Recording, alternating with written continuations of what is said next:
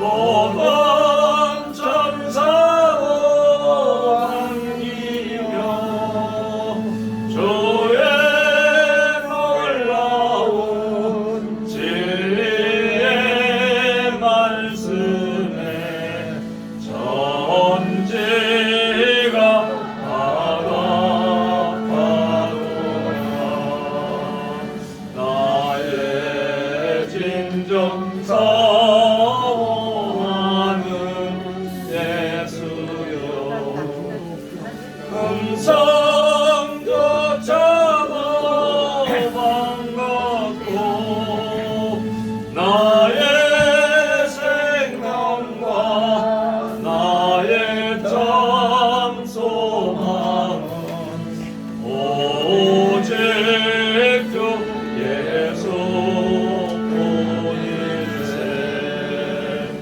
아멘.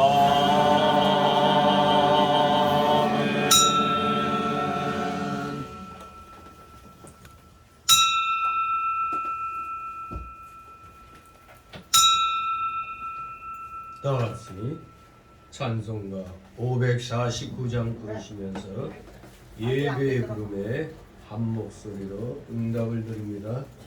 549장 549장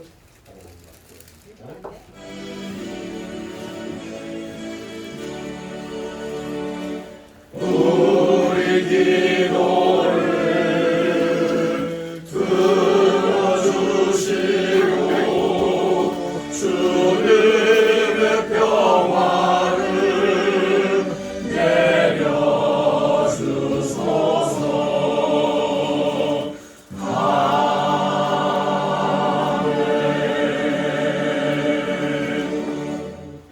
다 같이 묵도 드립니다.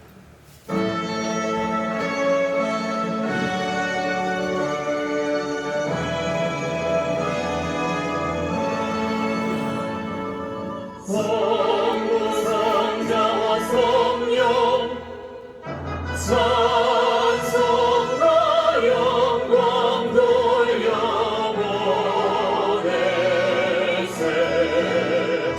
대처로 지금까지 또 영원 무궁토록 성삼위의 영광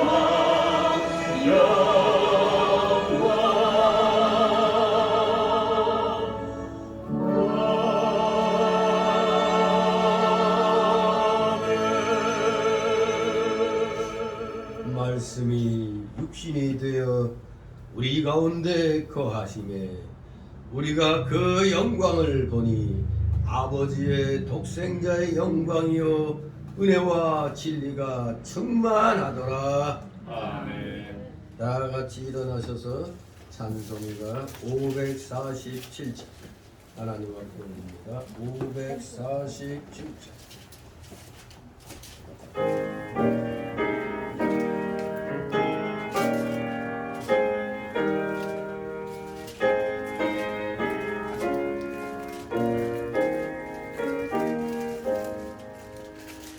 진리와 생명 되신 주, 이 몸을 바치옵니다. 믿음과 소망 사랑에 한 마음 되게 하소서.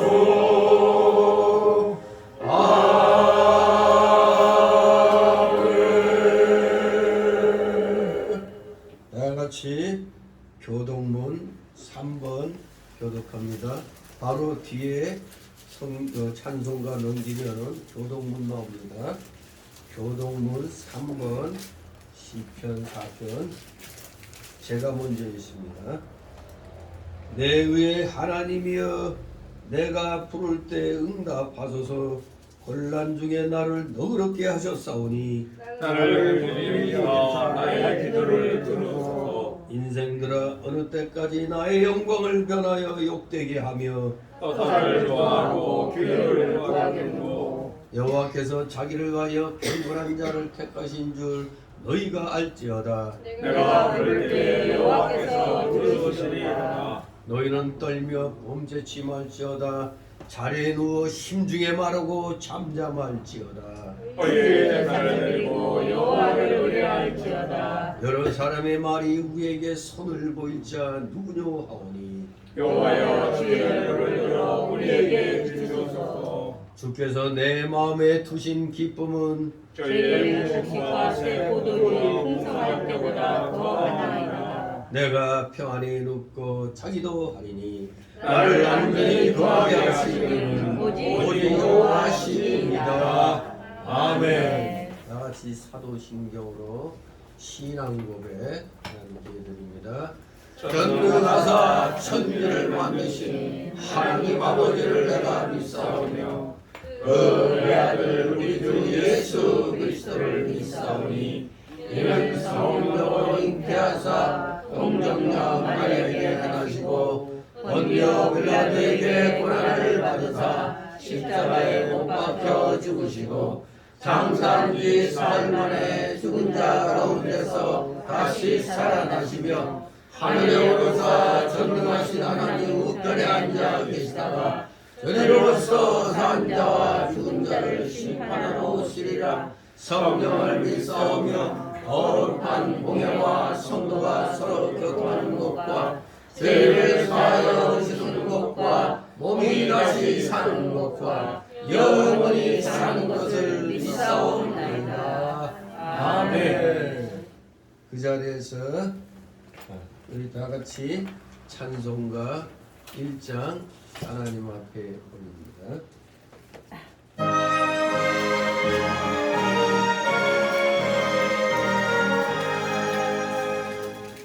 만복의 근원 하나님 온 백성 찬송 드리고 서천사여 찬송하세. 찬송 성도 성야 성령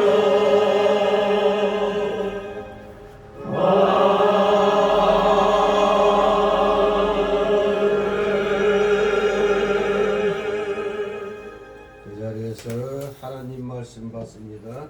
오늘 주일 오전에 주시는 말씀은 신약 성경 마태복음 17장입니다.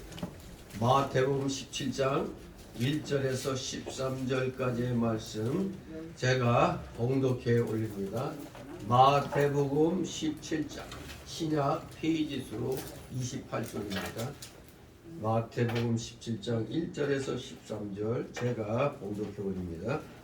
엿새 후에 예수께서 베드로와 야고보와 그 형제 요한을 데리시고 따로 높은 산에 올라가셨더니 저희 앞에서 변형되사 그 얼굴이 해같이 빛나며 옷이 빛과 같이 어졌더라. 때에 모세와 엘리야가 예수로 더불어 말씀하는 것이 저희에게 보이거늘 베드로가 예수께 여쭤와 가로되 주여 우리가 여기 있는 것이 좋사오니 주께서 만일 원하시면 내가 여기서 초막 셋을 짓되 하나는 주를 위하여 하나는 모세를 위하여 하나는 엘리야를 위하여 하리이다. 말할 때 호련히 빛난 구름이 저희를 덮으며 구름 속에서 소리가 나서 가로되 이는 내 사랑하는 아들이여 내 기뻐하는 자니 너희는 저의 말을 들으라 하는지라. 제자들이 듣고 엎드려 심히 두려워하니 예수께서 나와 저에게 손을 대시며 가라사대 일어나라 두려워 말라 하신대 제자들이 눈을 들고 보매 오직 예수 외에는 아무도 보이지 아니하더라. 저희가 산에서 내려올 때 예수께서 명하여 가라사대 인자가 죽은 자 가운데서 살아나기 전에는 본 곳을 아무에게도 이르지 말라 하시니 제자들이 묻자와 가로되 그러면 어찌하여 서기관들이 엘리야가 먼저 와야 하리라 하나이까. 예수께서 대답하여 가라사대 엘리야가 과연 먼저 와서 모든 일을 회복하리라. 내가 너희에게 말하노니 엘리야가 이미 왔으되 사람들이 알지 못하고 임의로 태우고 하였도다. 인자도 이와 같이 그들에게 고난을 받으리라 하시니 다같이 13절 그제야 제자들이 내 말씀하신 것이 세례요한인 줄을 깨달으리라. 아멘. 모두 제자리에 앉아주시면 이 시간 하나님 앞에 목회기도 올리고 기도. 거룩하시며 전지전능하셔서 이 세상 천하 우주 만물을 오직 말씀으로 창조하시고 하나님의 기뻐하시고 선하신 뜻 가운데서 모든 것이 합력하여 선을 이루는 그런 과정 속에 모든 것이 오직 하나님의 영광을 위한 길로 나아가도록 경영하시니 참으로 놀랍고도 크신 주님의 경륜에 오늘도 원근각지에서 살아가시는 자녀들 이렇게 나와 경배를 드림으로 찬양합니다. 우리의 입술과 우리의 이 영과 또 우리의 감사와 우리의 찬송과 존귀와 영과 주님 홀로 받으시옵소서. 감사드립니다. 저희가 무시간데 이처럼 사랑하여 주셨습니다. 제2위 되신 예수 그리스도를 이 땅에 보내주시고 우리의 모든 죄를 대신 다 짊어지시고 십자가를 지셨나이까. 그 십자가 사건으로 우리 모두 구원함을 받았사오니 이 놀랍고도 크신 사랑 저희가 어찌 감당할 수 있나이까. 오직 순종함으로 주님께 영광 돌려드리는 일에 특히 작은 것에서부터 최선을 다하여 충성하는 것밖에 없는 줄 압니다. 거룩하신 하나님 아버지, 날마다 눈을 뜨고 입술을 열면 감사와 찬양이 나오는 저희들이 되기를 소망합니다. 그런데 우리 속에는 여전히 옛사람의 그 완악성과 부패성과 그 연약성이 남아있기 때문에 우리의 거듭난 영이 말씀대로 순종하여 나아가고자 할 때마다 우리의 발목을 잡는 일이 너무나 많이 일어나고 있습니다. 진실로 우리가 과연 구원받은 자가 맞는지 헷갈릴 때가 있습니다. 구원받은 자라면 절대적으로 이 악한 옛사람의 숙성과의 싸움에서 날마다 승리해야 되는데 우리는 날마다 승리하기는커녕 패배할 때가 너무나 많이 있습니다. 구원받은 자로서 부끄러운 그런 모습들이 우리의 일상생활 중에 너무 많이 일어납니다. 이렇게 우리가 이 세상에서 빛으로서 소금으로서의 역할을 제대로 못하니까 우리가 살고 있는 이 나라 하나님이 거룩히 구별하여 기독교 국가로서 이 대한민국을 건국하게 해주셨는데 이것을 제대로 지켜내지 못하고 온갖 악한 세력들이 이 땅을 뒤덮고 있습니다. 공산주의 그 악한 사상, 마의 사상이 백성들을 아니 이 나라 국민들을 40~50%가량 장악하고 온갖 마귀 사상들이 이 땅에 범람하고 있습니다. 우리가 모두 교회 크기 자랑하고 교인수 자랑하는 동안에 마귀 세력이 이렇게 눈에 띄게 커졌습니다. 심지어 다른 나라 풍습으로 알고 있던 할로윈데이가 2000년도부터 이 나라에 들어오더니 결국 또 우리 기독교인의 이 생각이 완전히 묻혀버리는 것 같이 되었습니다. 마치 악령들이 판을 치며 이 땅을 어지럽히는 것이 곧 망할 것 같은 그런 불안한 생각이 듭니다. 어찌하여 이 나라에 악령들이 설치는 그런 나라가 되었는지. 교회가 많으면 뭐합니까? 제대로 하나님 섬기는 교회가 적다면 그것은 마귀의 수하에 불과할 뿐. 참으로 어제는 엄청난 사건이 이태원에서 일어나 할로윈 축제를 즐기는 많은 사람들이 149명이 죽고 7, 80여 명이 부상당했다는 기가 막힌 소식이 이렇게 또 들려왔습니다. 귀신을 마치 즐기는 그런 축제가 되어버린 이 할로윈 데이가 어찌하여 이렇게 기독교인들까지도, 기독교인의 자녀들까지도 유치원에 또 초등학교에까지 학원에까지 이런 할로윈데이 풍습이 번졌는지 참담할 뿐입니다. 하나님께서 너희는 세상의 빛과 소금의 역할을 감당하라고 그랬는데 이것이 우리가 제대로 그 역할을 행하지 못했기 때문에 온갖 마귀 사상이 이 나라를 뒤덮고 결국에는 나라가 또 공산주의 망령으로 흔들거리는 그런 상황까지 다가오고 있습니다. 국민들이 도대체가 분별력이 없어졌습니다. 판단력이 없어졌습니다. 어찌하겠나이까. 우리 끼어있는 기독교인들이 더욱더 하나님 앞에 중심을 들이므로 지극히 작은 일에서부터 회개하며 철저히 말씀대로 행하지 못한 것을 회개하는 그러한 우리 모두 되어야 되겠습니다. 오늘 이 거룩한 주의 날에 슬픈 비극의 소식이 이렇게 들려왔으니 아버지 참으로 통탄할 노릇입니다. 이 모든 것이 누구의 잘못이겠나이까. 우리 기독교인들이 각자 자기 역할 못했기 때문에 악령들이 이 나라를 휘젓고 다닌 결과인 줄 압니다. 철저히 우리 기독교인들, 대한민국 기독교인들 하나님 앞에 회개케 하여 주옵소서. 목회자들부터 철저히 회개하게 하옵소서. 주님 용서하여 주옵소서. 저희들의 죄입니다. 아버지 이것을 조금이라도 깨닫게 하여 주셨사오니 우리 모두 정신 바짝 차려서 잘못된 것에 대해서는 분명히 목소리를 내고 고치도록 우리 힘을 써야겠습니다. 불의에 대하여 침묵하다가 결국에는 나라가 거의 망해버리는 상황까지 가고 있습니다. 세계에서 이렇게 빚이 빠르게 커진 나라도 별로 없을 것입니다. 엄청난 빚더미를 안고 있는 이 나라, 우리 후손들이 이 빚덩어리를 안고 가야 되는데 아버지 어찌하오리까. 우리 모두 다시 한번 오늘 귀한 주일을 맞이하여 또 악한 마귀의 그 장난질인 할로윈 데이를 우리가 철저하게 알리고 잘못됐음을 지적하고 책망하는 일, 우리 기독교인들, 대한민국 모든 교회들이 앞장서서 아버지 선포하게 하여 주옵소서. 그저 애들 장난처럼 그저 즐기다가 있을 수 없는 일이 어떻게 이 땅에서 일어납니까?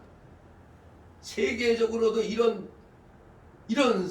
불상사는 일어나지 않았는데 참으로 뉴스를 들으니 세계에서 이 나라에 또 할로윈 데이를 즐기러 온다는 말이 있습니다. 어찌하여 하나님의 진노를 불러일으켰나이까. 아버지 용서하여 주시옵소서. 우리 모두 정신 바짝 차려 다시 한번 기독교인으로서 우리의 역할이 무엇인가를 잘 아버지 심사숙고하여 정말 이 나라를 위기에서 건지는데 우리 기독교인들이 앞장서게 하여 주시옵소서. 한쪽에서는 애국운동을 열심히 하는데 한쪽에서는 마귀 노름하다가 엄청난 사건이 일어났으니 아버지 어찌하오리까. 우리 모두 흔들리지 아니하고 하나의 경고로 받아들여서 절대적으로 이제 우리 기독교인들은 불의한 일에 대해서는 반드시 목소리를 내야 된다는 것, 간섭해야 된다는 것 분명히 알고 우리 모두 이 세상에 대하여 책임을 지는 그러한 마음으로 하루하루를 살아가게 하여 주옵소서. 그리하여 이 나라를 온전히 하나님이 기뻐하시는 기독교의 그 나라로 우리는 계속해서 건설해 나가는데 부족함이 없는 자들 다 되게 하여 주시옵소서. 감사드립니다. 오늘도 여러가지 아픈 사연을 가지고 나온 우리 성도들 있는 줄 압니다. 그 모든 사연들 다 주님 앞에 내려놓고 아뢰게 하옵소서. 맡기는 자에게 하나님의 능력이 임하게 될 줄 믿습니다. 우리 모두 철저한 주님의 자녀답게 오늘도 온전히 말씀을 받으며 그 받은 말씀대로 한 주간 또 살아야 되겠다고 다짐하고 결심하는 이 귀한 시간 되게 하여 주시옵소서. 졸음막이 물리쳐 주옵시고 각종 잡념의 막이 틈 못하게 하여 주옵소서. 부족한 자 입술을 영을 주장하여 주셔서 귀한 말씀 잘 배움케 하여 주시옵소서. 감사드리며 우리 구주 예수 그리스도의 이름으로 기도드리옵나이다. 아멘. 다 같이 찬송가 87장 87장 찬송가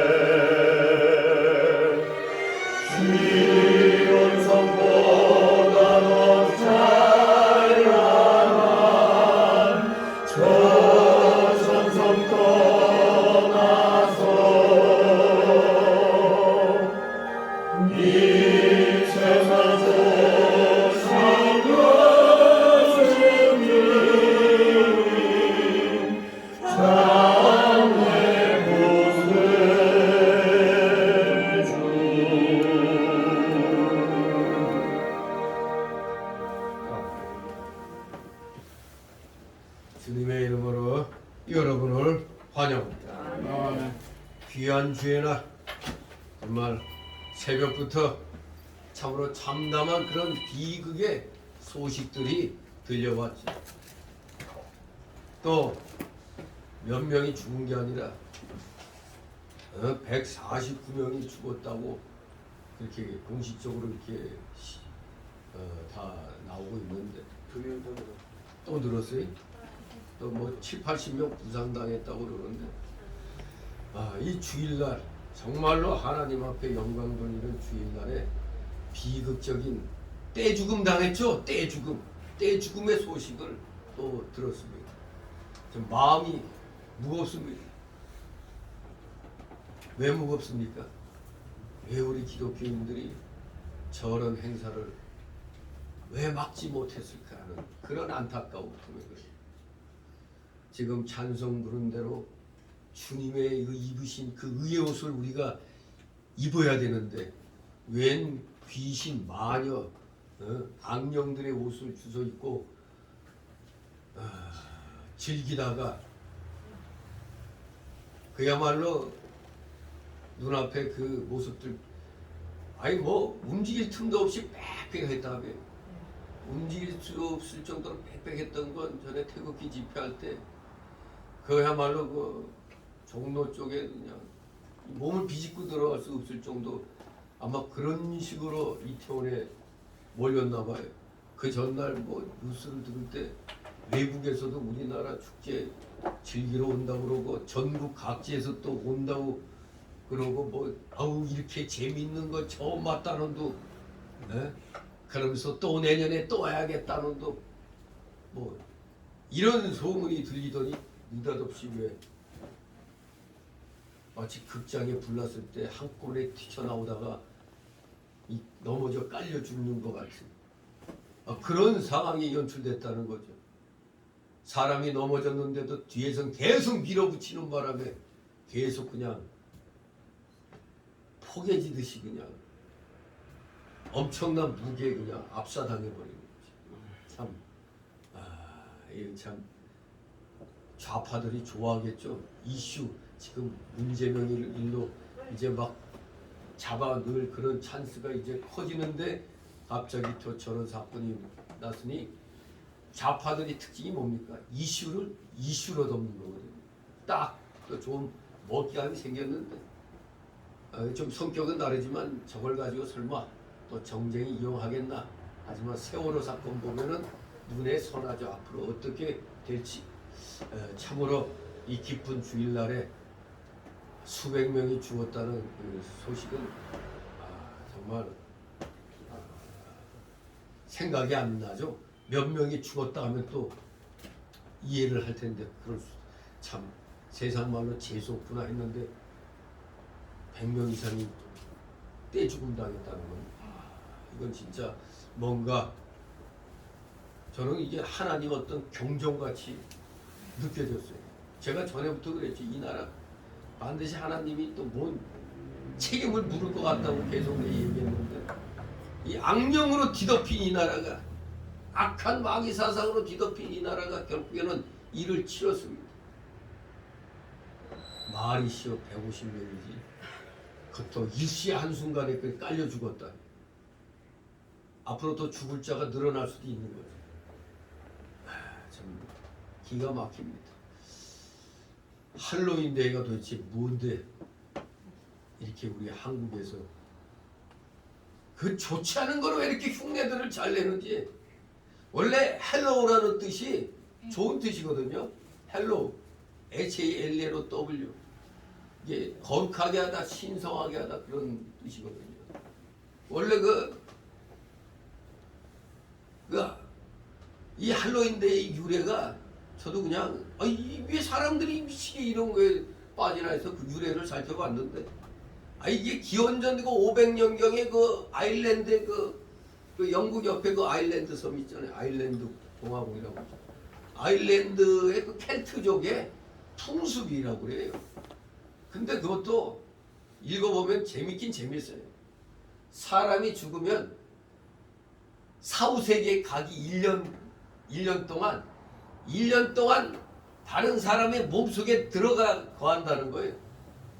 다른 사람의 몸속에 들어가 거하기 때문에 그리고 1년이 지나서 사후세계로 간다고 그렇게 켈트적인 그런 걸 믿는 풍습이 있대요. 그래서 사람들이 이 귀신들이 죽은 자들의 이 귀신들이 이거 영들이 오지 못하게 막 이 여러 가지 뭐 악령의 복장 뭐 이런 걸로 하고 또 집안을 차갑게 만들어서 이 들어오지 못하게. 왜냐하면 귀신들이 자기가 택할 몸을 택한 자기가 거할 몸을 택한다는 거예요. 그러니까 사람들은 이놈 귀신아 오지 마라 해서 그 귀신을 막는 그런 걸로 인해서 막 귀신 복장하고 뭐 별 희한한 복장하고 그런다는 겁니다. 네.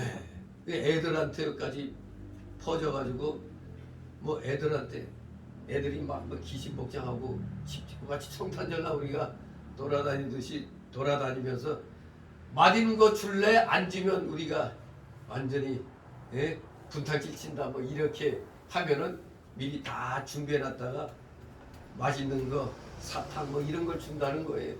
그러니까 그게 이제 풍습이 돼가지고 애들은 또 그 돌아다니면서 받은 그 과자나 사탕 가지고 뭐 파티 열고 뭐 막 그런다는데 어떻게 보면 뭐 재밌는 축제라고 할 수도 있겠죠. 그런데 문제는 귀신들을 이 자기네 집에 못 오게 내 몸에 귀신이 못 오게 하는 뭐 그런 의미로 보면은 나쁜 것은 아닌 것 같은데 결국 이게 사람들이 귀신을 귀신으로 막으려고 별의별 귀신 복장을 다 하고 있는 겁니다.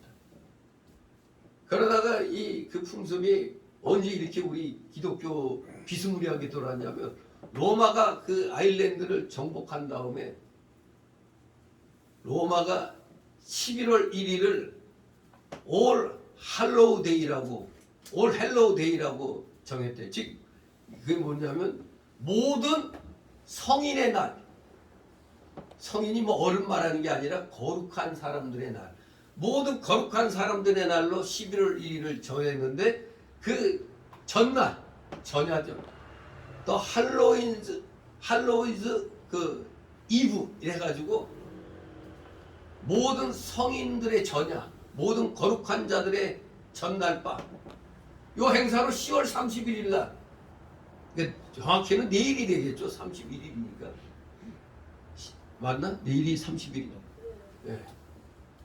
그렇게 이제 정했는데 이 10월 31일 날에 마치 이게 귀신들과 즐기는 축제같이 이렇게 변형이 좀 되어버린 거죠. 아무튼 요새 유치원이고 어디 모두 그냥 애들까지 뭐 집에서 그런 복장 뭐 갖고 오라고 그러고 그러니 기독교인들 뭐 애들 보낸 데서 또 유치원이나 이런 데서 준비하러 하면 기독교인 가정에서도 준비해 줘야 되는 이런 회개한 일이 일어난 겁니다. 제가 얘기 듣고는 이태원에 그런 축제를 한다길래 기독교인들이 저걸 갖다 우리가 깨우치자 하는 그런 운동이 있어서 그날은 뭐 하얀 옷을 입고 뭐 나간다 뭐 그런 행사까지 있었다고 그래요. 어느 기독교 단체에서는 이 할로윈 축제에 그 대항하기 위해서 우리 기독교인들은 이걸 반대하는 의미에서 흰 옷 입고 뭐 그렇게 나가자 뭐 이런 행사를 내가 어디서 본 것 같은데 뭔가 전 세계에서 우리나라로 즐기러 오고 전국에서 즐기러 온다는 소리에 뭔가 느낌이 이거 하나님이 진노를 살려고 작정했나 생각했는데 이게 뚱딴지 같이 그냥 몇 명 죽는 걸로 경고가 아니라 이건 150명이 넘는 사람이 죽고 100여 명 가까이 다치고 하는 이런 일이 일어났다는 게 더 큰 일이 일어나기 전에 어떤 경고가 아닌가 하는 그런 생각을 해봅니다. 이 나라는 지금 악령에 쌓여 있어요. 공산주의 망령이 국민들 거의 40~50%를 장악하고 있어요. 이러니 이게 되겠습니까? 망하지 않고 망해야 당연한 나라인데 안 망한 게 이게 기적입니다. 왜 안 망했을까? 5년 동안에 북상 망할 수밖에 없었는데 안 망했어요. 왜 안 망했을까? 우리 신실한 기독교인들이 있었기 때문에 그런 겁니다. 이 상태면 벌써 망해도 금세 망했어요. 그나마 지금 신실한 기독교인으로 인해서 하나님이 그들을 보시고 참고 계신 겁니다.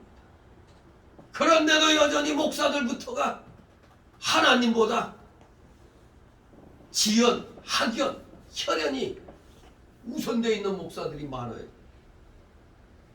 저 뭐 소치 가는 교회는 선 자기 지역 사람들만 잔뜩 끌어모았다는 얘기가 있는데, 아무튼 여러분 정신 차려야 됩니다. 이거 어제 사건 하나님의 경고의 나팔인 줄 아시기 바랍니다. 그러므로 오늘 말씀을 통해서 우리 하나님이 주시는 교훈을 정말 새겨야 됩니다. 제가 이 몇 년 전에 이 변화산 사건이란 제목으로 주제가 너희는 저의 말을 들으라, 너희는 저의 말을 들으라는 그 주제로 말씀을 전한 적이 있습니다. 오늘은 제목을 저희 앞에서 변형되사, 이 2절 말씀 저희 앞에서 변형되사라는 이 구절을 제목으로 삼아서 오늘 함께 말씀의 교훈을 받고자 합니다. 오늘 이 내용은 예수님의 그 5대 사건에 속하는 겁니다. 예수님의 그 5대 사건과 함께 아주 대단히 중요한 의미를 지니고 있는 사건입니다. 이 사건은 마가복음 9장 2절 13절, 누가복음 29장 28절 36절에도 이 변화산 사건에 대한 기록이 동일하게 넣어져 있습니다. 이 5대 사건, 예수님의 5대 사건 하면은 당연히 뭐부터 나오겠죠? 성육신 사건. 말씀이 육신이 된 성육신 사건. 그리고 두 번째가 이 변화산 사건입니다. 변모. 세 번째가 십자가 순환. 네 번째가 부활. 다섯 번째가 승천입니다. 이게 예수님의 5대 사건입니다. 정말로 중요한 그런 의미를 갖고 있습니다. 이 특별히 이 변화산 이 사건, 이 변화산의 사건, 변화산에서의 귀한 이 기사, 변화산 기사는 두 가지 측면에서 대단히 중요합니다. 첫째, 시간적인 측면에서. 둘째, 제자와 교회의 측면에서 매우 중요한 의미를 갖고 있습니다. 먼저 첫째로 시간적인 측면에서 무엇이 중요하냐? 우리 예수님은 공생의 시작 당시에 세례를 받으시면서 그때 하늘로부터 나의 사랑하는 아들이라 이렇게 하늘로부터의 성부로부터의 메시아이심을 인정, 선포 받았었습니다. 그런데 이제 이 변화산에서 이 변형 사건은 공생의 마지막에 최후의 그 십자가 순환에 직면하여 다시 한 번 더 하늘의 인정을 받고 있다는 사실입니다. 하나님 아버지의 그 인정을 받고 있는 겁니다. 이 변화산 사건은. 더욱이 예수님은 이 사건 직전 그 유명한 마태복음 16장 17절 베드로의 고백이죠. 뭡니까?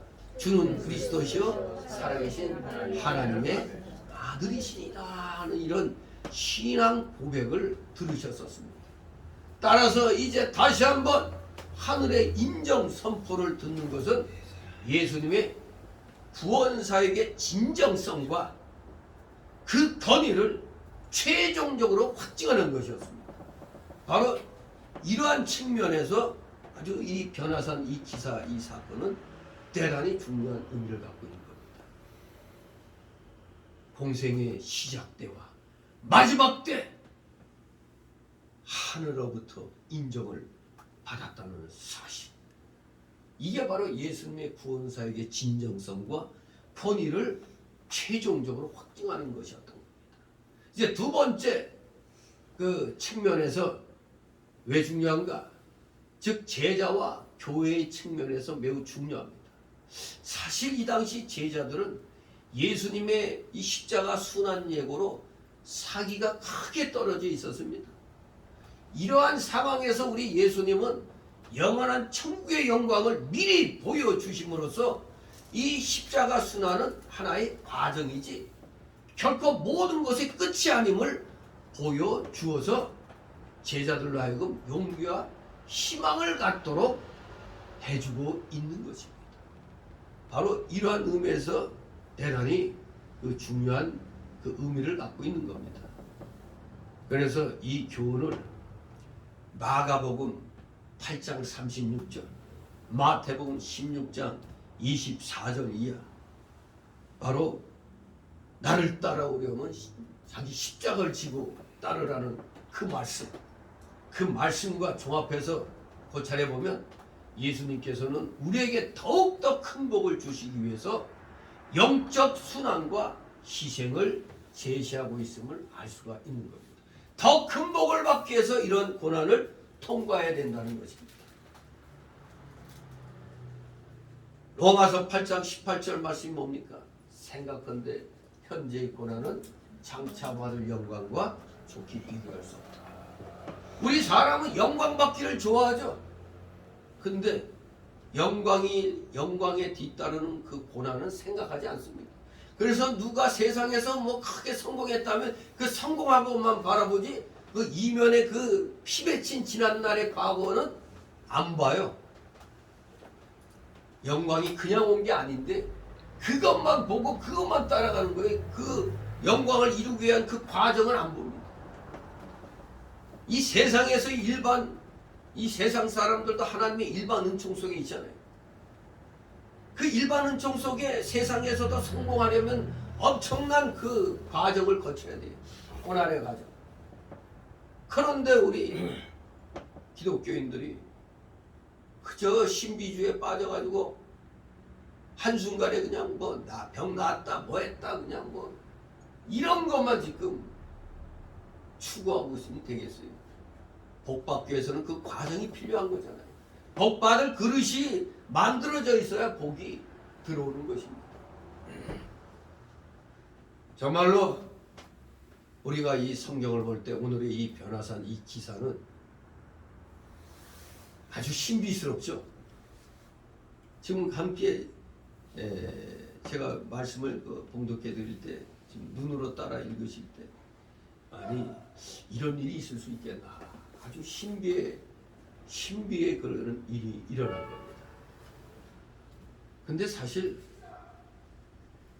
성경에 보면은 여기 외에도 정말 뭐 소경이 그냥 눈을 뜨고 안진뱅이가 일어나 걷고 뛰고 뭐 혈병 환자가 낫고 뭐 이런 여러 그 이적의 사건들 보면 다 신비주의적인 그런 인상을 강렬히 남길 수밖에 없습니다.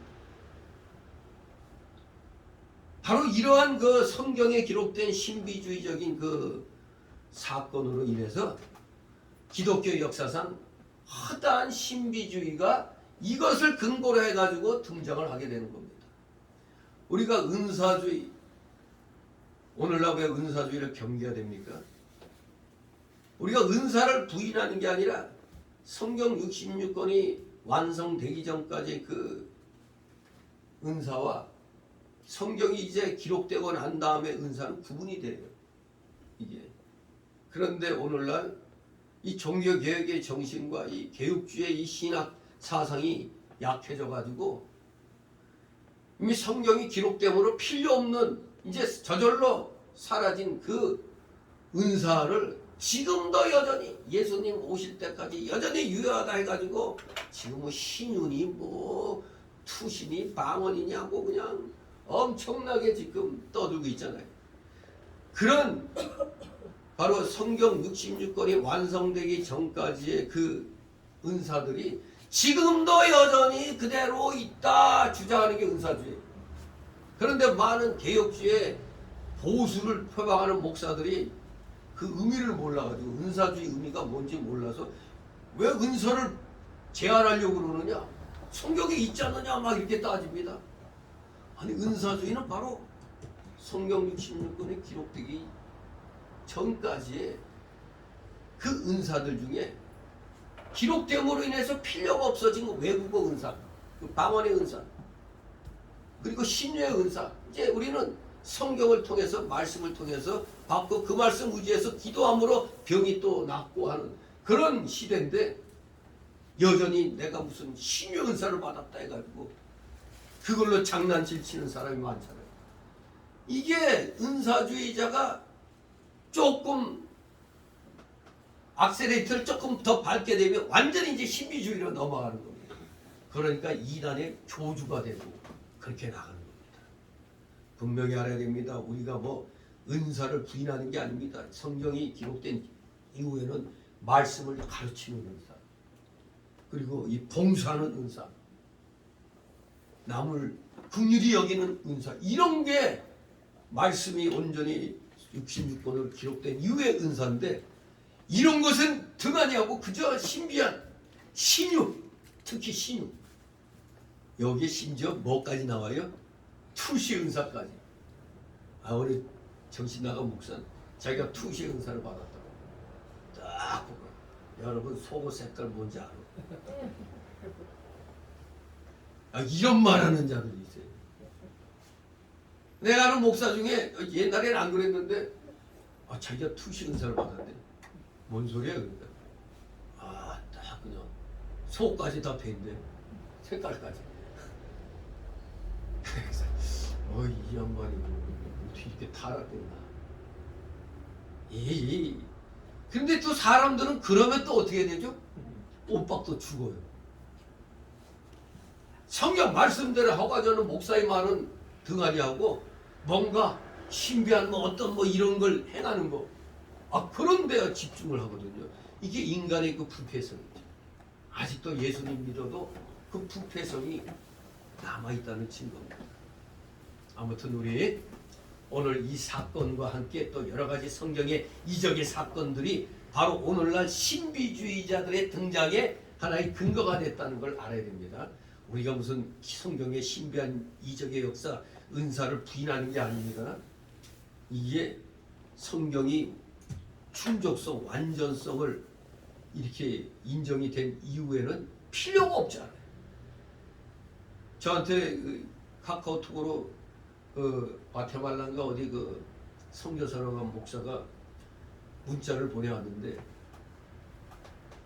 아니 우리도 새 차를 못 사고 있는데 거기 참 지역이 안 좋기 때문에 차가 필요하다고 차량 헌금 좀 해달라고 그러는데 간지 얼마 안 됐는데 우리 동로에서 또 선교 헌금도 또 보내달라고 그러고 나한테도 좀 협조 좀 해달라고 그러는데 참. 그래서 우리가 노회에서 은원 낼 때도 아니 편하게 선교하려고 그러더라고. 아니 무슨 놈의 새 차를 갖다 차가 있어야 된다고 그러면서 그런 걸 또 협조 좀 해달라고 요청해 왔는데 참네. 좀 편하게 목회하려고 하는 사람들이 요새 너무 많아요. 선교도 편하게 하려는 사람들이 굉장히 많습니다. 아무튼 우리 그 사람 얘기에도 이런 게 있어요. 어떤 선교사가 오자마자 하나님이 방언의 은사를 주셔갖고 그 나라 말로 막 했다네. 그런데 자기는 여기 와서 이렇게 해봐도 이 도저히 언어를 갖다 공부 똑바로 하지 않으면은 할 수가 없다는 거예요. 그래서 와서 지금 언어 훈련하느라고 아주 그냥 뭐 힘쓰고 있다는데 이게 바로 엉터리예요, 엉터리. 조인기 목사도 고백했다고 그러잖아요. 난 홍수만 목사 알죠, 여러분? 우리 교회 자주 나왔던 그 목사. 자기가 그 조인기 목사 그 양반 어떤 세미나인가 어디에 갔었는데, 거기서 그 양반이 고백하기를 교인들이 내가 무슨 방언의 은사로 그냥 뭐 세계 여러 나라 말 그냥 쫙쫙 하는 줄로 알고 있는데 사실 내가 얼마나 이 언어 공부를 하는지 안 했고. 근데 또 어떤 때 저도 그런 때가 있어요. 저 컨디션이 조금 막 그럴 때 이상하게 영어가 쉽게 이렇게 막 들려올 때가 있어요. 그러니까 그만큼 또 공부를 하면은 또 이게 또 잘 나가게 되는 거죠. 그냥 언어의 어떤 은혜를 지혜를 주신 건데 그걸 갖다 옛날식으로 방언의 은사하면은 하나도 외국어 공부 안 했는데 그냥 그 나라 말이 술술술 나오는 거야. 저도 처음에 이걸 잘 모를 때는 어디 가면은 이 영어 공부하고 뭐 프랑스어 뭐 이런 거 공부하기 힘든데 하나님 저 그런 방언의 은사 주십시오 하면 이거는 날로 먹겠다는 거잖아. 이런 거 안 통합니다. 아무튼 우리 오늘날에 알게 모르게 목회자들 가운데도 자기도 모르는 가운데 이 신비주의적인 그런 생각을 갖고 있는 겁니다. 아무튼 우리가 이걸 조심해야 되겠습니다. 자, 그래서 이제 오늘 좀 서론이 길어졌는데 1절에서 13절까지를 크게 두 단락으로 나눠서 봅니다. 첫 번째 단락은 1절에서 9절로 새 제자 앞에서 변형되신 예수님, 새 제자 앞에서 눈으로 보는 그 앞에서 변형이 되셨다 이겁니다. 두 번째 단락으로 9절 13절 회복자로서 실제로 먼저 온 엘리야, 회복자로서 실제로 먼저 온 엘리야에 대하여 예수님이 말씀하십니다. 자, 그럼 첫 번째 단락 1절 9절 새 제자들 앞에서 변형되신 예수님. 1절 있습니다. 엿새 후에 예수께서 베드로와 야고보와 그 형제 요한을 데리시고 따로 높은 산에 올라가셨더니 아멘. 왜 하필 여기서 엿새 후라고 날짜로 꼽으셨을까? 이거 궁금하지 않습니까? 엿새 후에 이렇게 엿새 후라고 날짜를 꼽은 이유는 아마도 주님께서 자신의 죽음의 예언을 하신 지 며칠 안 되어서 순한 예고를 한 지 며칠 안 되어 새 제자들이 주의 신성의 영광을 재확인하였다는 것을 의미하는 것이 아닌가 그렇게 생각할 수가 있습니다. 새 제자들이 주님의 신성의 영광을 재확인하였다. 이것을 의미한다고 볼 수 있겠습니다. 아니면 바로 앞절에서 예언한 대로 인자가 그의 영광의 나라에 임하는 것을 새 제자들이 맛보기로 맛봤음을 증거하는 건 아닌가 그렇게 생각할 수도 있습니다. 인자가 그의 영광의 나라에 임하는 것을 새 제자들이 맛보기로 그렇게 알았다. 이것을 증거하는 건 아닌가 그렇게 생각할 수도 있습니다. 어쨌든 우리 주님께서는 이 새 제자들을 데리시고 따로 높은 산에 올라가셨습니다. 바로 여기 등장하는 새 제자 누굽니까? 베드로, 야고보, 그 형제 요한. 이 세 제자는 오늘 이 변화산 사건과 그리고 야이로의 딸 사건, 겟세마네 동산 사건에서 특별히 예수님을 수행한 자들로서 12 제자들 중에서도 더욱 큰 발자취를 남겼다는 걸 우리가 알 수가 있죠. 베드로, 야고보, 요한. 참 이 세 제자들이 그 중에서 좀 뛰어난 그런 발자취를 남긴 겁니다. 이 중 베드로는 이 오늘의 이 변화산에서 이 기이한 사건을 훗날 베드로후서 1장 17절 18절에서도 기록하여 증거하고 있습니다.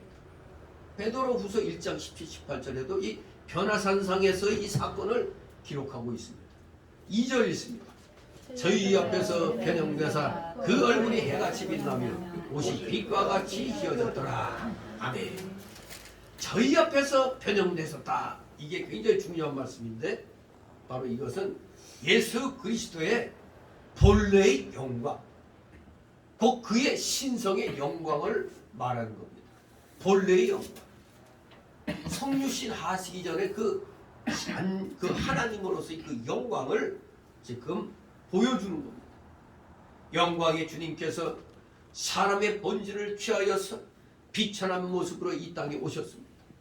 이사야 53장 2절에 그는 주 앞에서 자라나기를 연한 순 같고 마른 땅에서 나온 줄기 같아서 고운 모양도 없고 풍채도 없은즉 우리의 보기에 흠모할 만한 아름다운 것이 없도다. 바로 그런 모습으로 이 땅에 오신 겁니다. 인간의 모습으로. 그러나 예수님의 본래의 모습은 바로 이렇게 영광스러운 것입니다. 하나님이시니까. 그러므로 이러한 변형은 예수님의 승리와 장차 다가올 천국의 영광을 지금 행동으로 예언하고 있는 겁니다. 행동으로 장차 다가올 영광, 예수님의 그 앞으로의 승리와 부활 승천의 그 승리와 장차 다가올 천국의 영광을 지금 행동으로 보여주고 있는 겁니다. 직접 예수님이 본래 영광의 모습으로 딱 이렇게 제자들 앞에 보여주시고, 저기는 잠시 후 예수님께서 가장 치욕스러운 십자가를 지실 것이지만 그것은 예수님과 나아가 모든 성도의 최종적인 승리를 위한 것이고, 그 영광의 정도가 완벽함을 보여줘서 예수님이 순환을 당해도 제자들이 흔들리지 아니하는 확신과 용기와 희망을 갖도록 해주는 겁니다. 바로 그 신성의 영광, 그 제자들 앞에서 그 영광스러운 그 변형식, 그 모습이 앞으로 순환을 당해도 제자들이 흔들리지 아니하는 확신과 용기와 희망을 가지고 나아가도록 힘과 용기를 주시는 그러한 말씀인 것입니다. 그 얼굴이 해같이 빛나며 옷이 빛과 같이 휘어졌더라. 이 옷이 빛과 같이 휘어졌더라. 그래서 우리 예수 믿는 사람들은 복장이 지저분해서도 안 되고 지나치게 화려해서도 안 되는 겁니다.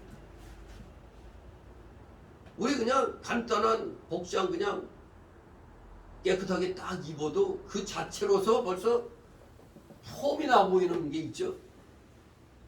저도 옷 멋있게 한번 입으면 폼 나는데 없어서 안 입지만 아무튼 이게 우리 기독교인의 그 세상에서의 그 자태를 또 교훈해주고 있다고 볼 수도 있어요. 항상 깨끗하게, 정갈하게, 그리고 단순하게 그렇게 입으라는 의미도 있습니다. 이 휘어졌다는 얘기는 여기 얼굴이 해처럼 빛났다. 해는 승리와 기쁨과 생명을 가리키고 흰색은 평화와 순결과 사랑을 상징하는 것으로서 성경 여러 곳에 언급되어 있음을 볼 수가 있습니다. 시편 51장 7절, 84장 11절, 다니엘서 12장 10절, 계시록 1장 16절, 3장 4절 5절, 7장 14절, 10장 1절 이렇게 여러 곳에 해와 흰색에 대해서 이렇게 언급이 되어 있는 겁니다. 우리 기독교인은 항상 순결하고 그리고 평화를 사랑하고 또 사랑을 베풀 줄 알고 그리하여 하나님이 승리를 보장해 주신 줄 알고 항상 기쁨으로 우리는 이 세상을 살아가야 하겠습니다. 자, 3절 있습니다. 때에 모세와 엘리야가 예수와 더불어 말씀하는 것이 저에게 보이거늘. 아멘. 모세와 엘리야는 율법과 선지자들을 대표하는 인물들인 것임을 우리는 알 수가 있죠. 율법은 모세를 통하여 주어졌고 엘리야는 선지자들 중에 하나님과 신실하게 동행하고 그의 능력을 체험한 자였죠. 엘리야 하면은 또 뭐가 떠오릅니까? 네. 육신의 죽음을 거치지 않고 같이 승천한 것, 불마차 타고 하늘로 올라간 것, 그것을 또 많이 우리가 생각할 수 있죠. 선지자들 중에 정말로 하나님과 신실하게 동행했다. 그래서 하나님의 능력을 체험한 자였습니다. 그래서 유독 하나님의 부르심을 받아 우리 인간의 눈으로 볼 땐 산채로 하늘로 올리었던 겁니다. 누가복음에 의하면 그들이 주님께서 예루살렘에서 죽으실 것에 대해 말씀하였습니다. 누가복음에 의하면은 한마디로 이 메시아의 죽음은 성경 전체의 대주제입니다. 메시아가 죽으신다. 메시아가 십자가에서 죽으신다. 대주제 중에 주제죠. 메시아의 죽음. 왜? 이 십자가의 죽으심이 있어야 우리가 구원받는 일이 일어나기 때문에. 왜 그렇습니까? 마귀 세력을 정복해야 되기 때문에 죽으셔야 되는 겁니다. 그래서 마귀 세력을 밟고 일어서신 겁니다. 같이 4절 있습니다. 베드로가 예수님을 따라가되 주여 우리가 믿는 것이 좋사오니 주께서 만일 원하시면 내가 여기서 초막 셋을 줄게 하나님 주를 위하여 하나님 모세를 위하여 하나님 인류를 위하여 하리라. 아멘. 참으로 이 세 제자들은 주님의 신성의 영광을 보고 거기다가 누구 환상까지 봤어요? 모세와 엘리야 환상까지 그냥 그 뭐야 한 묶음으로 그냥 같이 봐버린 겁니다. 실로 이 세 제자들은 황홀한 지경에 이르렀던 것입니다. 그래서 세 제자들은 산 안에서 행해야 할 의무는 잠시 있고 산 위에서 그저 지금 이 황홀한 그 상태를 유지하기를 원해가지고 거기에서 초막 셋을 짓기를 원했습니다. 초막 셋을 져가지고 하나는 주를 위하여 하나는 모세 하나는 엘리야를 위하여 하겠다고. 아니 지들이 산 밑에 내려가서 이제 행해야 될 의무가 있는데 그것은 그냥 잠깐 그냥 확 잊어버린 겁니다. 하나님의 뜻은 산 위에 머무는 것이 아닙니다. 산 아래로 내려가 온 땅을 복음화시키는 겁니다. 하나님은 우리가 기도만 하고 앉아있기를 원하는 게 아닙니다. 기도하면은 뭘 받죠? 능력을 받잖아요. 능력. 응답받으면 그 알 수 없는 그 힘이 생기잖아요. 힘이 생기니까 어떻게 해야 돼? 찾아다녀야지. 찾으면 어떻게? 두드려서 열어서 내 거로 취해야 되는 겁니다. 그래서 기독교는 행동하는 신앙이기 때문에 불교처럼 산속에 들어가 가지고 여봐라 하는 게 아닙니다. 우리 기독교인은 그냥 이 사람 많은 이 세상 속에 흩어져 나아가서 복음을 전하는 거예요. 그러니까 세상의 여러 불의한 세력과도 싸워야 될 수밖에 없는 겁니다. 진실로 온 땅을 복음화시키려면 불의와 싸우지 않을 수도 없는 겁니다. 잘못된 걸 보면 지적을 해야 될 거 아니에요. 지적하는 것 자체에 기분 나빠하죠, 사람들이. 베드로가 이러한 말을 한 것은 또다시 예수님의 메시아직의 본질과 지금 보여주시는 그 영광의 목적을 베드로가 또 그냥 급한 마음에 오해했기 때문이었습니다. 사실 제자들은 이 변화사상권 그리고 예수님의 거듭된 그 부활 예언에도 불구하고 마가복음 14장 50절 51절 보니까 십자가 앞에서 도망했습니다. 거듭된 부활 예언이 또 마가복음 9장 30절 32절에도 있었는데도 그걸 잊어버리고 십자가 앞에서 그냥 도망가기 바빴잖아요. 그 많은 12제자가 없었잖아요. 십자가에 박힐 때. 물론 요한복음에는 뭐 그 밑에까지 요한이 뭐 있었다는 그런 얘기가 있지만 후에 군병들이 다 멀찍이 쫓아냈지만 아무튼 결국 대부분 제자들이 죽기를 각오하고 예수님 따라간 게 아니었단 말이에요. 베드로는 여러 사도들 가운데서도 특별히 또 이 좀 성격이 그냥 좀 급했죠. 불같은 또 성격이 있었던 겁니다. 아무튼 메시아직의 본질이 뭔가를 잠시 잊었어요.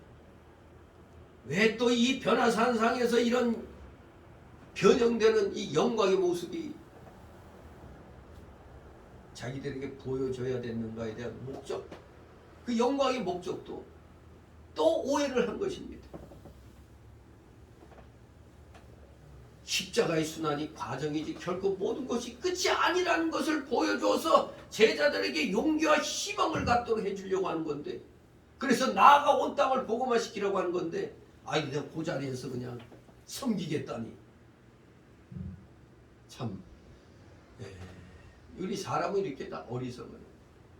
눈앞에 있는 것만을 일단 최우선시하는 경향이 있는 겁니다. 5절 있습니다.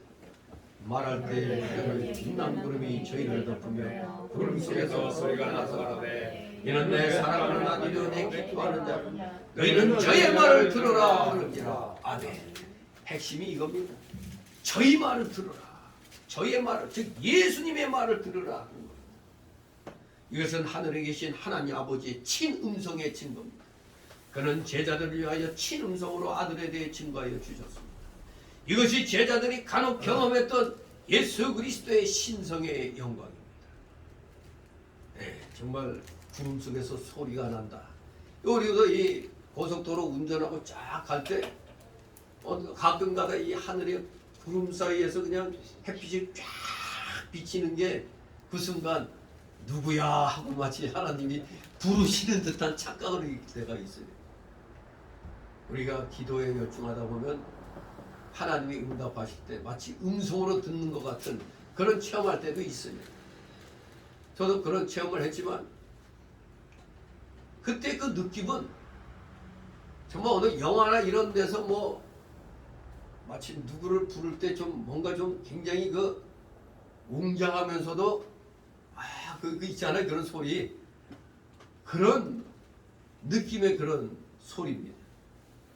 바로 여기 세 제자들이 아마 거룩한 그런 하나님의 그 음성을 들은 것입니다. 아버지께서 그 제자들을 위해서 친음성으로 아들 예수에 대하여 증거를 하신 겁니다.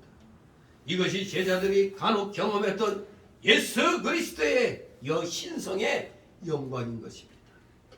그 영광은 지금 육체에 가려져 있었으나 때때로 예수님의 생애를 보면 이런저런 증거들과 함께 나타난 것을 우리는 목격할 수가 있습니다. 자, 오늘날도 마찬가지입니다. 예수 그리스도의 신성의 영광만 바라보려고 하지 말고 오늘 이 우리 눈앞에 놓여있는 성경 66권 성령께서 예수 그리스도를 통하여 예수 그리스도께서 성령을 통하여 주신 이 말씀, 이 말을 들으라는 얘기입니다. 너희는 저희 말을 들으라. 이 하늘로부터 들려오는 하나님의 직접적 증언인 동시에 경고의 말씀이기도 합니다. 이는 세 제자뿐 아니라 오늘날의 우리에게도 그대로 적용이 되는 겁니다. 이러한 증언을 무시한 채 복음을 저버리는 자에게는 심판이 예비되어 있는 것입니다. 왜냐하면 하나님과 예수님과 예수님의 증언과 복음은 추상적인 개념이 아닙니다. 지금 살아 역사하시는 우리 하나님의 말씀이기 때문입니다. 그래서 말씀하셨던 하나님이 아니고 지금도 말씀하시는 하나님입니다. 살아계셔서 말씀하시는 하나님. 그래서 기도할 때도 기도드렸사옵나이다가 아니라 기도드렸나이다 합니다. 기도드립니다지 기도드렸습니다. 이 목사들도 기도할 때 보니까 과거형으로 기도하는 사람도 있어요. 하나님은 말씀하시는 하나님. 과거도 지금도 앞으로도 계속해서 말씀하시는 하나님입니다. 요한복음 1장 14절에 말씀이 육신이 되어 우리 가운데 거하시고 우리가 그 영광을 보니 독생자의 영광이요 은혜와 진리가 충만하더라. 아멘. 베드로 사도는 후에 그의 두 번째 서신 베드로 후서에서 이 사건을 회고하며 이렇게 증거했습니다. 바로 베드로후서 1장 16절 이하에 우리 주 예수 그리스도의 능력과 강림하심을 너희에게 알게 한 것이 공고히 만든 이야기를 좇은 것이 아니요 우리는 그의 크신 위엄을 친히 본 자라. 지극히 큰 영광 위에서 이러한 소리가 그에게 나기를 이는 내 사랑하는 아들이요 내 기뻐하는 자라 하실 때 저가 하나님 아버지께 존귀와 영광을 받으셨느니라. 이 소리는 우리가 저와 함께 거룩한 산에 있을 때 하늘로서 나옴을 들은 것이라. 이렇게 베드로 사도가 후에 지금 이 변화산에서의 이 사건을 이렇게 증거하고 있는 것입니다. 6절 8절 있습니다. 제자들이 듣고 엎드려 심히 두려워하니 예수께서 나아가 그들에게 손을 내시며 가라사대 일어나라 두려워 말라 하신대 제자들이 눈을 들고 보매 오직 예수 외에는 아무도 보이지 아니하더라. 아멘. 네, 과연 제자들이 본 것은 너무나 영광스럽고 또 하나님 아버지의 음성을 들은 것은 너무너무 두려운 것이었습니다. 그들은 예수 그리스도의 신성의 영광을 받고 하나님 아버지의 친음성의 증거를 들었습니다. 주님께서는 심히 두려워하는 그들에게 손을 대시며 일어나라 두려워 말라고 말씀하셨습니다. 하나님의 영광이 나타남은 짧은 시간 동안만이었습니다. 이제 제자들에게 필요한 것은 그런 경험의 반복이 아니고 믿음인 것입니다. 오늘날 신비주의자들이 잘못하고 있는 게 뭡니까? 자꾸 이러한 경험의 반복만을 요구하고 있습니다. 그것만을 자꾸 보여주려고 하고 있어요. 그러니까 사기치죠. 그래서 사기치는 겁니다. 복음의 사기꾼입니다. 이제부터는 믿음으로 행하는 겁니다. 성경 66권의 말씀을 들고 그 말씀 안에서 답을 찾아서 그 말씀 붙잡고 기도하고 행동으로 나가는 겁니다. 그것이 진정 살아있는 믿음인 것입니다. 주 예수 그리스도를 하나님의 아들 영광의 주님으로 확실히 믿고 그 믿음대로 주님을 위해 사는 것입니다. 믿음대로 말씀에 기록된 대로 우리에게도 그런 것이 필요합니다.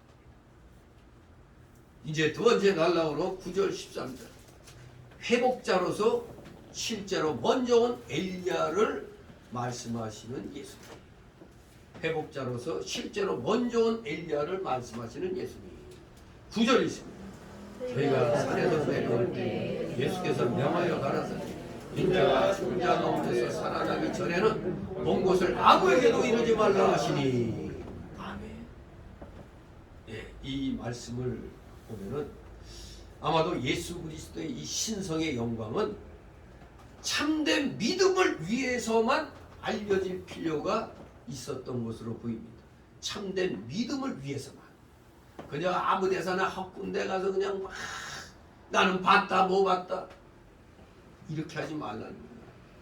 오직 참된 믿음을 위해서만 이 내용을 얘기해야 된다는 것입니다.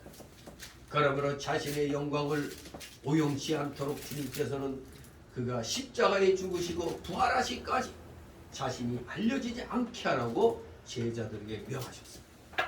그의 신적인 영광과 기적들은 단순한 호기심의 만족이나 지상왕국 건립을 위해 사용되어서는 안 되는 것입니다. 죄사함으로 말미암은 영혼의 구원을 위해서만 이러한 사건들이 사용되어야만 한다는 겁니다. 영혼의 구원을 위해서만.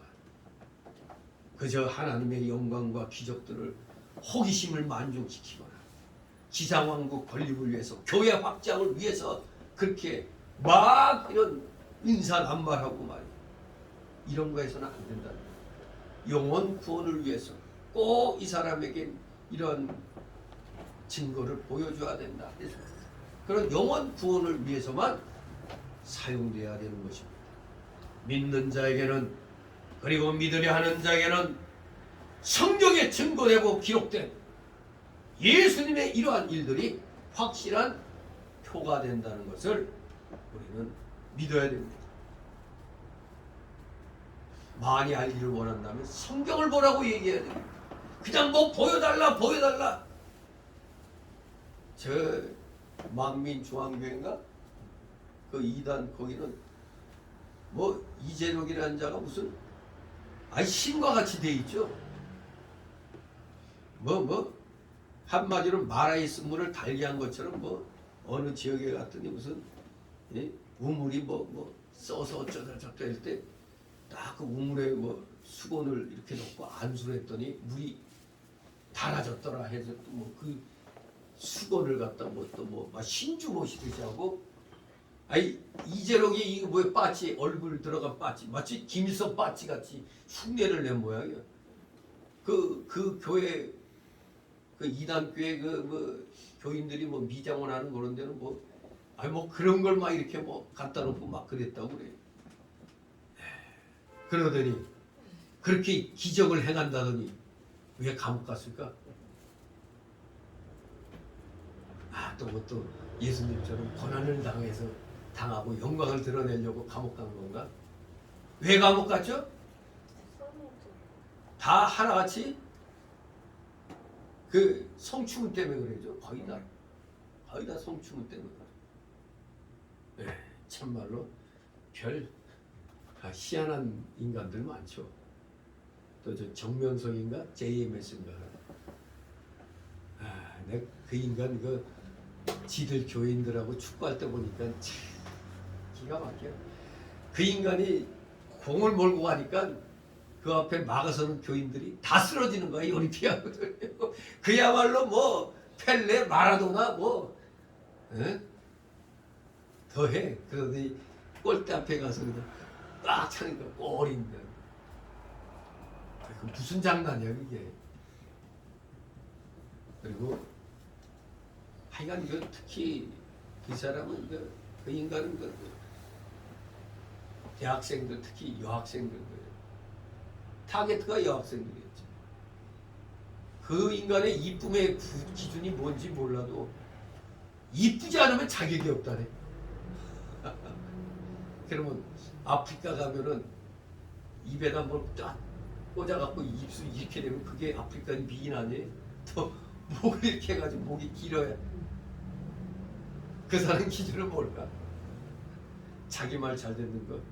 아무튼 이런 잘못된 이단자들 그들에게 속아서 인생을 베리는 사람들이 얼마나 많습니까?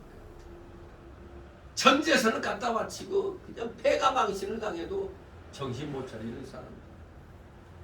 정말로 이 성경에서 나타난 이 신비적인 이 사건들을 오용해 가지고 많은 사람들을 속여 먹고 있는 겁니다. 절대로 속아서는 안 됩니다. 자, 10절 읽습니다. 제자들이 묻자와 가로되 그러면 어찌하여 서기관들이 엘리야가 먼저 와야 하리라 하나이까. 아멘. 서기관도 그 당시에 성경학자들 말합니다. 그 당시에 성경학자들은 말라기 바로 구약의 그 마지막 성경 말라기의 그 4장 5절 6절 보면은 그 예언을 이들도 이거 달리 어떻게 해석할 방법이 없었어요. 이 성경학자들도. 그 내용을 보면은 보라 여호와의 크고 두려운 날이 이르기 전에 내가 선지 엘리야를 너희에게 보내리니 그가 아비의 마음을 자녀에게로 돌이키게 하고 자녀들의 마음을 그들의 아비에게로 돌이키게 하리라. 이렇게 예언되어 있습니다. 이것은 메시아께서 나타나시기 전에 한 선지자가 먼저 와가지고 대중들을 회개시킬 것을 예언한 것이었습니다. 그렇기 때문에 여기에 예언된 이 엘리야의 나타남을 미리 나타남을 그 당시 서기관들 이 성경학자들은 이걸 부정할 수가 없었어요. 또 성경을 아는 경건한 자들은 아마 이 엘리야와 같은 선지자를 기다리고 있었을 것입니다. 자, 이랬더니 11절 13절 있습니다. 예수께서 대답하여 가라사대 엘리야가 과연 먼저 와서 모든 일을 회복하리라. 내가 너희에게 말하노니 엘리야가 이미 파수되 사람들이 알지 못하고 임의로 대화하였도다. 인자도 이같이 그들에게 고난을 받으리라 하시니 그제야 제자들이 예수의 말씀하신 것이 세례 요한인 줄을 깨달으리라. 아멘. 우리 예수님도 구약의 예언을 서기관들이 이해한 그대로 인정하셨습니다. 왜? 엘리야가 나보다 먼저 올 거라는 거. 그리고 그에게 부여된 임무대도 많은 사람들을 회개케 할 것이다. 근데 착각해가지고 불교에서 말하는 유래, 즉 옛날에 죽었던 엘리야가 다시 나타나는 걸로 생각하는 거예요. 그런 사람들이 많았어요. 또 엘리야가 다시 오는 걸로. 이거 사람의 윤회를 가리킨 게 아닙니다. 승천한 엘리야가 다시 어린 나이로 출생하거나 하늘로부터 강림할 수는 없는 겁니다. 이 예언은 바로 한 선지자가 엘리야와 같은 심령으로 나타나서 엘리야와 당시와 같이 배교적인 그 시대의 그 교회의 상황을 거슬려 외로이 그러나 능력 있고 충성되게 사역할 것을 의미하는 것으로 다 보는 것입니다. 그게 맞는 해석이죠. 엘리야가 다시 오는 게 아니라 엘리야와 같은 심령을 가진 한 선지자가 나타나가지고 엘리야와 같은 그런 사역을 할 것이다 이겁니다. 충성스러운 사역을 할 것을 의미한다. 이 말라기 4장 5절 6절의 말씀을 그렇게 해석을 하는 것이 정상적인 겁니다. 이걸 서기관들도 부인할 수가 없었던 겁니다. 그런데 그 선지자가 과연 맞죠? 누구? 누구? 바로 세례 요한이었습니다. 세례 요한. 누가복음 1장 15절 17절에 증거한 대로 세례 요한의 출생을 예언한 천사가 말하기를 이는 저가 주 앞에서 큰 자가 되니 포도주나 소주를 마시지 아니하며 모태로부터 성령의 충만함을 입어 이스라엘 자손을 주 곧 저희 하나님께로 많이 돌아오게 하겠으니 저가 또 엘리야의 심령과 능력으로 주 앞에서 앞서가서 아비의 마음을 자식에게 거스리는 자를 의인의 슬기에 돌아오게 하고 주를 위하여 세운 백성을 예비하리라. 이렇게 분명히 누가복음 1장 15절 이하에 분명히 세례 요한이 엘리야의 심령으로 온다는 걸 예언했던 것입니다. 그런데 구약의 그 서기관들 즉 그 당시 성경학자들도 분명히 그 예언을 믿었는데 그래서 그 예언대로 오실 자가 왔는데 사람들은 그를 알지 못하고 임의로 대우했던 겁니다. 이 임의로라는 말은 자기들이 원하는 대로 그냥 마음대로 했다는 얘기입니다. 하나님의 보내신 자를 바르게 알아보고 그를 존중하고 그를 따르는 것이 필요했지만 대중들의 마음에는 그러한 분별력, 그런 공경심, 그런 순종심이 있었다 없었다? 없었다 이겁니다. 물론 일부는 세례 요한을 인정하고 그의 가르침에 따라 세례를 받았습니다. 회개의 세례를 받았어요. 성령 받는 세례가 아니고 회개의 세례를 받았어요. 그런데 정작 그 당시 종교 지도자들, 권력 갖고 있는 종교 지도자들은 그 당시 뭐였어요? 영적 소경들이었습니다. 일반 백성들보다 못했어요. 일반 많은 백성들은 세례 요한을 인정하고 그 가르침에 따라서 회개 세례를 받았는데 종교 권력가들은 인정을 안 했던 겁니다. 세례 요한. 이렇게 비슷하게 앞선 자가 증거했던 메시아가 오셨음에도 불구하고 바로 이 세례 요한이 증거를 했는데 그 증거했던 메시아가 오셨음에도 오셨음에도 불구하고 사람들은 예수님께 세례 요한에게 했던 것처럼 합당한 대우를 하지 않았습니다. 이 종교 지도자들이. 메시아로 오신 예수님께서는 결국 대중의 지도자들, 그 당시 종교 권력가들에 의하여 많은 고난과 결국 죽임을 당하실 것이었습니다. 또 열린 눈, 열린 귀가 없는 무지한 대중들 역시 예수님을 핍박하는 종교 지도자들의 그 핍박의 대열에 동참할 것이었습니다. 예나 지금이나 무지한 민중들 많죠. 무지한 민중들이 이 대한민국에 너무 많아요. 이게 거짓 선동에 넘어가는 자들. 세상에 지금 어떤 거짓이 판을 치고 있었어요. 이 이태원 압사 사건 나기 전에 대통령이 한동훈 법무장관하고 같이 야밤에 새벽같이 어느 바에서 술 먹었다고. 그것도 우리나라의 대표적인 변호사 그룹이 김앤장 변호사 30명과 그때 어때 그랜드 피아노가 있었고 첼로리스트가 얘기하고 참 기가 막힙니다. 상식적으로도 말이 안 되잖아요. 저 김앤장 변호사들은 서로가 협업할 때 외에는 서로가 모른대요. 근데 그런 자들이 30명이 왔어? 그러면 아마 그 일대가 북적북적했을 거예요. 아주 비싼 고급차를 쫙 몰고 왔을 텐데. 그런데 거기다가 대통령하고 법무장관이 왔다. 그러면 거기 지역의 경찰서가 어떻게 됐을까요? 뭐 난리 났죠. 그냥 뭐 밤에 그냥 쫙 그냥 경찰들이 깔리고 뭐 경호원들이 딱 보더라도 야 이거 뭔 일 났나 누구나 다 알 수 있는 거 아니에요.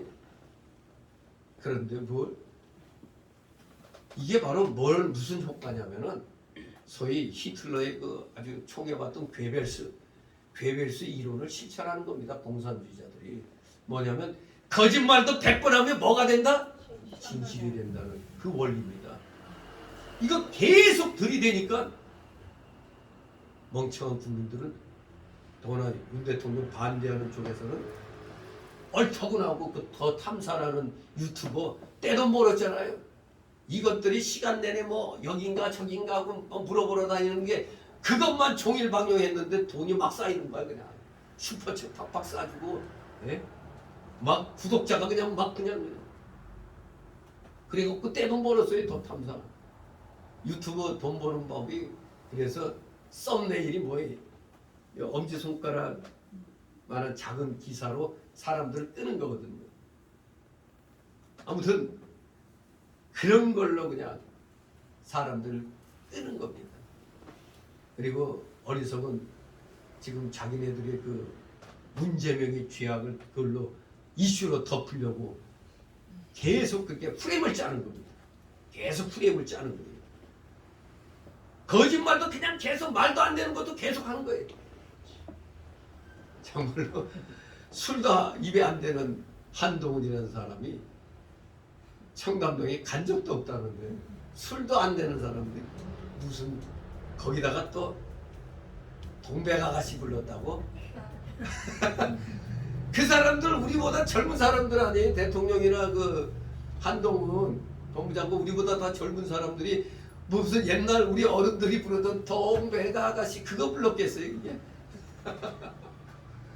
참 말도 안 되는 그런 소리를 또 진짜라고 믿는 사람도 있어요. 또 그 당시도 똑같아요. 예수님을 십자가에 못 박아라 하는데 동참했던 이 민중들이나 오늘날의 이 촛불 민중, 저 대한민국 이 촛불 든 그 당시 탄핵 때 촛불 든 사람들 다 손모가지 다 그냥 확 어떻게 해야 돼? 여기에서 그냥 잔인한 말 하기 어렵고 하여간에 손모가지 그냥 X해버려야 돼. 정말로 우리 기독교인들은 성경 말씀 진리를 사모하다 보면은 딱 듣고 보면 알아요.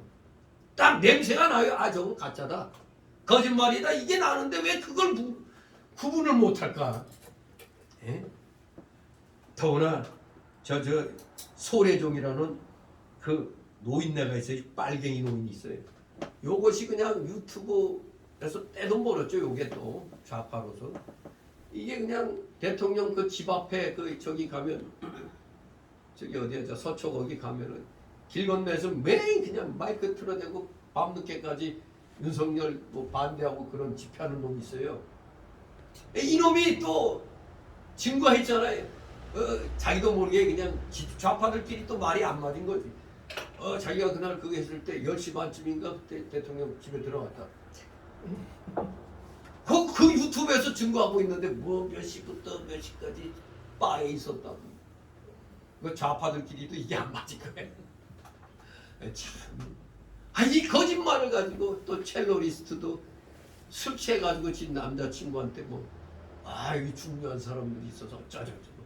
우리 그 옛날에 뭐 할 때 우리도 뻥칠 때 있잖아요.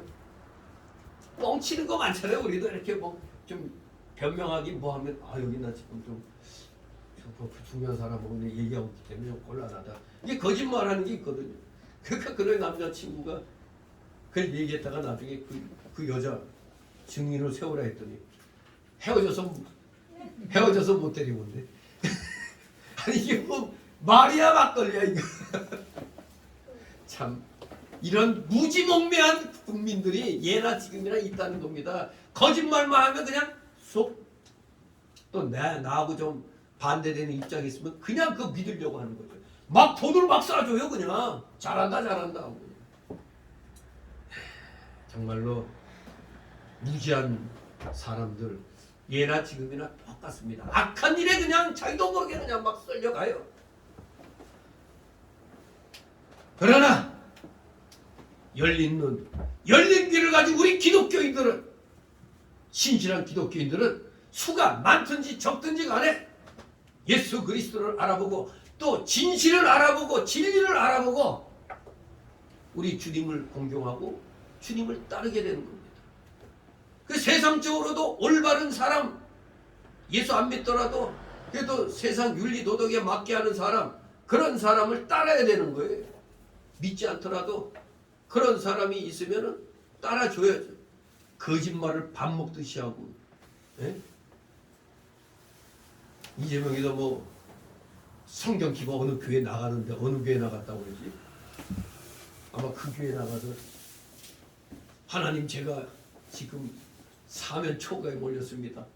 저 잘못한 거 없는데 저 구해주세요. 구해주세요. 이렇게 기도할까?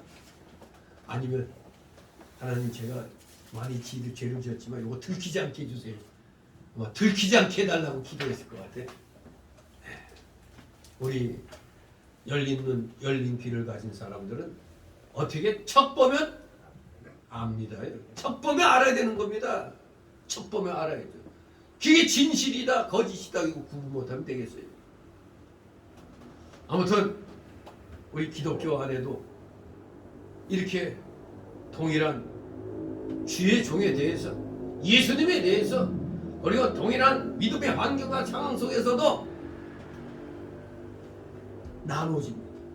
우리가 지금 기독교계가 보수주의, 자유주의, 또 신복음주의, 은사주의, 신비주의 이렇게 나눠지는 것처럼 예수님에 대해서도 이렇게 나뉘어지는 겁니다. 이 이해하는 데에 따라서.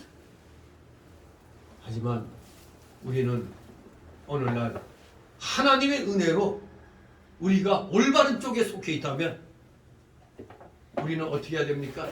더욱더 하나님께 감사하고 기뻐해야 됩니다.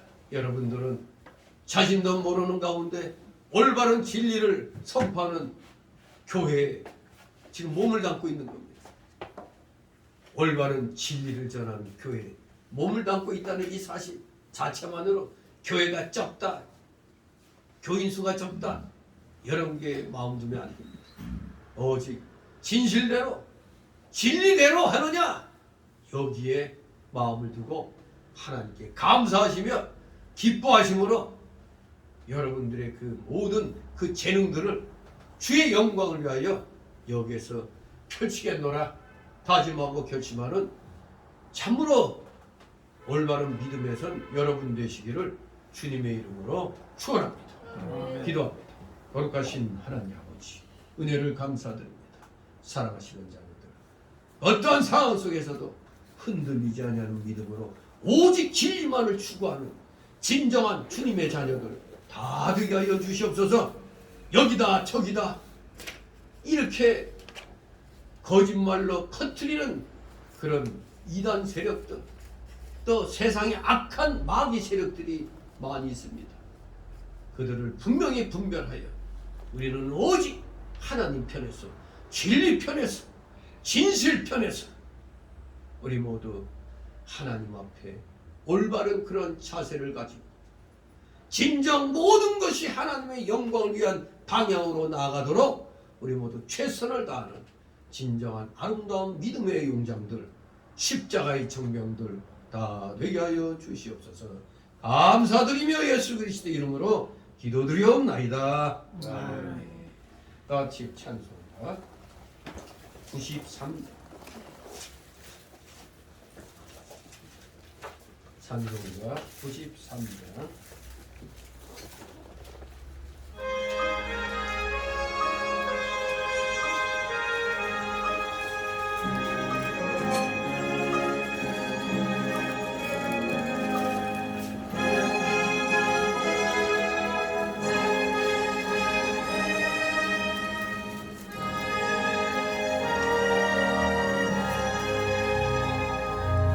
예수님 나의 힘이요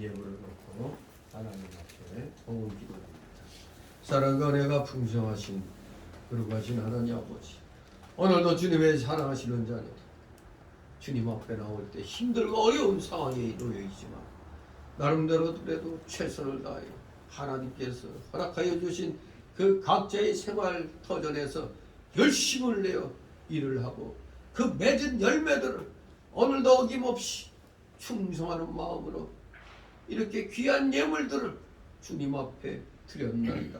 11조로 드리고 주일 예물로 드리고 각종 명목에 또 감사 예물로 드렸습니다. 차량 예물, 건축 예물, 또 내년도 달력 예물들 마음의 소원대로 열심을 다하여 드렸나이다. 아버지, 이들의 중심을 기억하여 주시고 이들의 가정과 하는 생업 위에 복의 복을 더하여 주시옵소서. 하늘의 신령한 복과 이 땅의 기름진 복을 30배, 60배, 100배로 차고 넘치도록 아버지 허락하여 주시옵소서. 감사드립니다. 혹시라도 물질로 고통당하고 있는 우리 성도들 있습니까? 속히 그 어려운 그 시기를 믿음으로 이겨내요 마음껏 주의 영광을 위하여 물질을 사용할 수 있는 진정한 물질의 실력자, 믿음의 실력자로 아버지 우뚝 세워 주시옵소서. 드려진 예물 몸된 교회를 위하여 잘 사용되도록 늘 은혜로 충만케 하여 주시옵소서. 감사드리며 우리 구주 예수 그리스도의 이름으로 기도드리옵나이다. 아멘.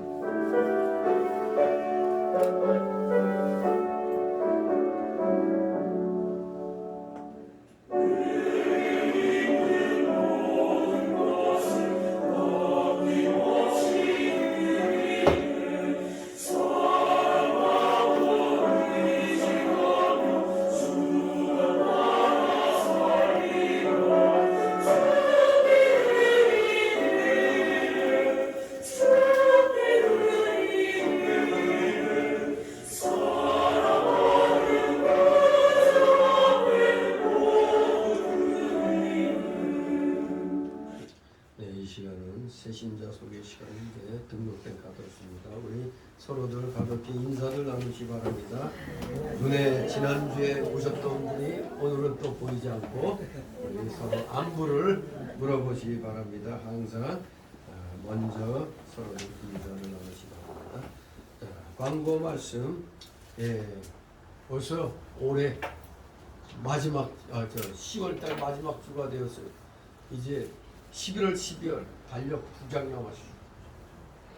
참 유수같이 흐르는 그런 세월임을 알 수가 있겠습니다.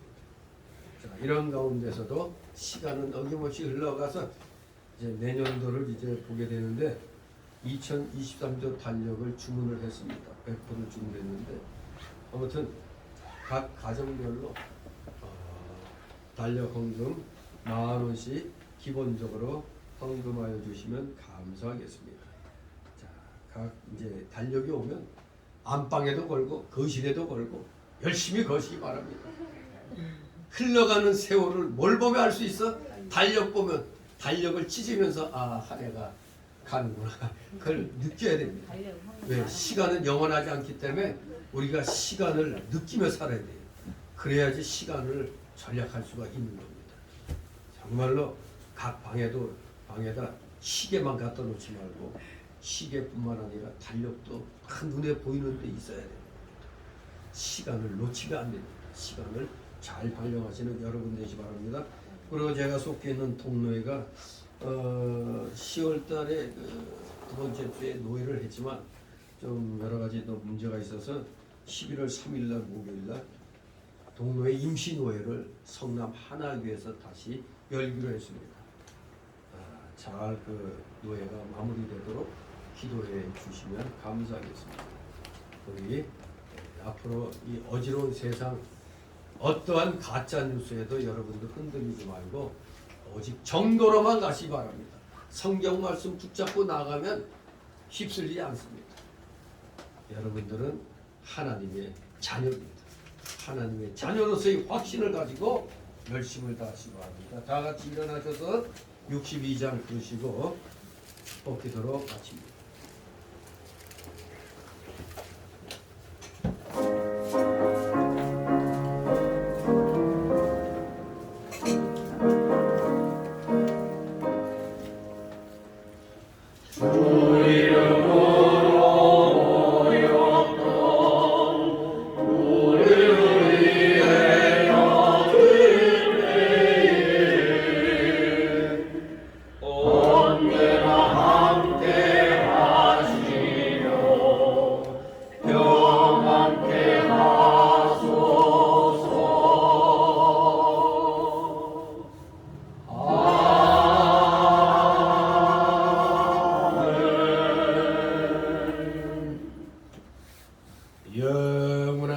천국 사망 형벌로부터 영생 복락의 무궁천국으로 우리를 구원하여 주신 우리 구주 예수 그리스도의 크신 은혜와 하나님 아버지의 극진하신 사랑하심과 성령님의 감동, 감화, 교통, 충만, 내주 역사하심이 여긴 머리 숙인 모든 무리들 머리 위에와 각 가정 위에 하는 생업 위에 하는 학업 위에 이 나라 이 민족 위에 이 나라 모든 올바른 교회들 위에 이제부터 영원토록 함께 있을지어다.